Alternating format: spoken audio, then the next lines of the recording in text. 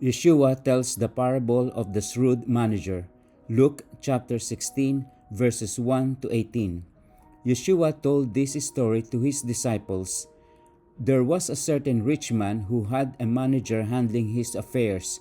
One day a report came that the manager was wasting his employer's money. So the employer called him in and said, "What's this I hear about you? Get your report in order because you are going to be fired." The manager thought to himself, "Now what? My boss has fired me. I don't have the strength to dig ditches, and I'm too proud to beg.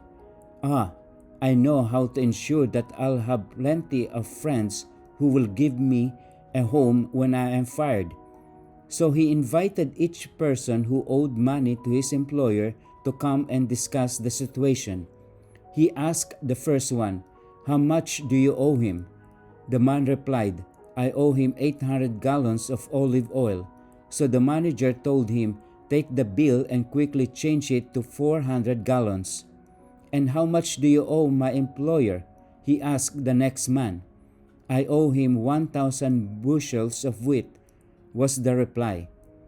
"Here," the manager said, "take the bill and change it to 800 bushels. The rich man had to admire the dishonest rascal for being so shrewd.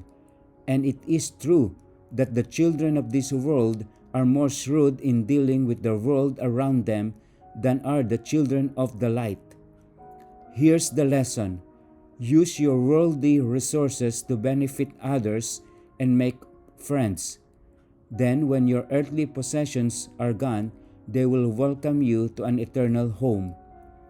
If you are faithful in little things, you will be faithful in large ones.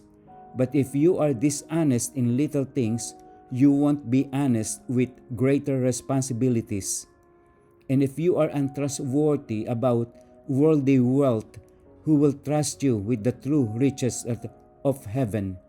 And if you are not faithful with other people's things, why should you be trusted with things of your own? No one can serve two masters, for you will hate one and love the other. You will be devoted to one and despise the other. You cannot serve both God and money." The Pharisees, who dearly loved their money, heard all this and scoffed at him.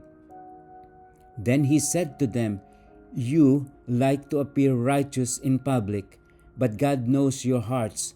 What this world honors is detestable in the sight of God.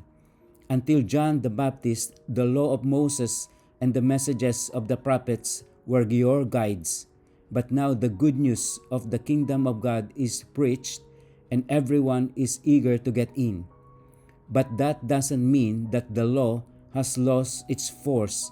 It is easier for heaven and earth to disappear than for the smallest point of God's law to be overturned.